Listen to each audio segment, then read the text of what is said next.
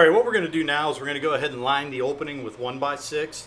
That way it'll give it a nice surface for the window to set on, and the way it measured, we're going to go ahead and line it, and it'll give us a nice edge for the return for the trim. All right, what I'm going to do now is I'm just going to take my speed square, make sure that it's flush with the 1x, and then throw a couple nails in it.